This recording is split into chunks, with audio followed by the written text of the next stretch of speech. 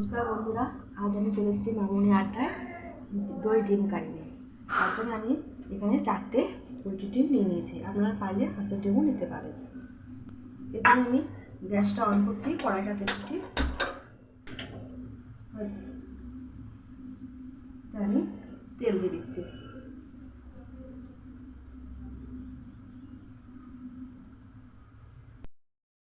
তেলটা আমার গরম হয়ে গেছে। এরপরের মধ্যে আমি দিয়ে দিচ্ছি আমার পেঁয়াজ কুচিগুলো। আমি একটা মিডিয়াম থেকে পেঁয়াজ আমি কেটে কুচিয়ে রেখেছিলাম।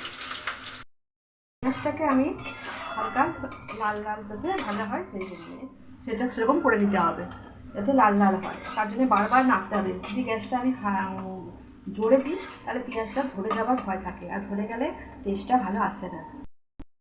দেখুন পেঁয়াজটা আমার ভাজা হয়ে গেছে। এদিকে এবার আমি একটি পাত্রে তুলে রাখছি। আমি তুলে নিয়েছি। এবারে এর মধ্যে আমি ডিমগুলো ছেড়ে দিচ্ছি। হালকা ডিমটা ছেড়ে দিচ্ছি। সামান্য পরিমাণে নুন দিচ্ছি, এতে ডিমগুলো একটু ভালো করে ভেজে দিতে হবে। এবং ডিমের ভেতরে নুনটা আমি দিচ্ছি। ডিমটা আমার হয়ে গেছে। হালকা করে ডিমটা ভেজে দিচ্ছি। বেশি ভাজলে ভাতটা চলে যাবে ডিমে। এই ভেজে রাখা পেঁয়াজগুলো আমি এতে দিয়ে দিচ্ছি। আর দিচ্ছি 6-7টা কাজু পাতা, একটা গোটা টমেটো, আর 3টে কাঁচা লঙ্কা,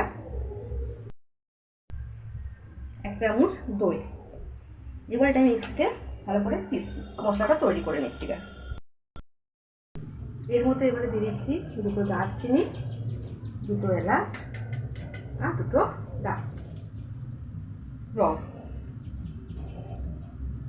এবার এটাকে ভালো করে নেড়ে নিচ্ছি। এটার মধ্যে দিয়ে দিচ্ছি 2 চামচ আদা রসুন বাটা।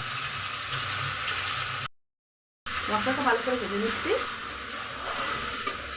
যাতে আদার কাঁচা গন্ধটা চলে যায়। আমার আদা বাটাটা মশলাটা হয়েছে। এর মধ্যে এবারে দিয়ে দিচ্ছি 2 চামচ ধনে জিরে,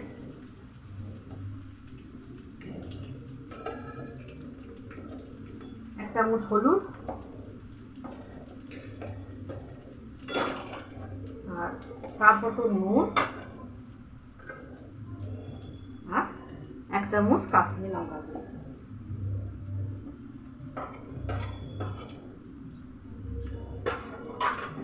আমি ভালো করে নেড়ে দিচ্ছি। মশলাটা আমার ভাজা হয়ে গেছে। আর এর মধ্যে আমি এবারে পিষে রাখা মশলাটা আমি দিচ্ছি।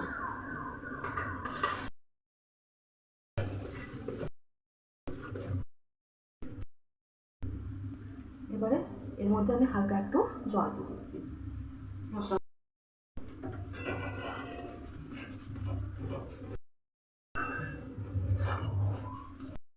একটু ফুটিয়ে নিচ্ছি মশলাটা, বেশিক্ষণের জন্য না, সামান্য অল্প সময় আমি ভেজে। আমি এবার ডিমগুলো দিয়ে দিচ্ছি।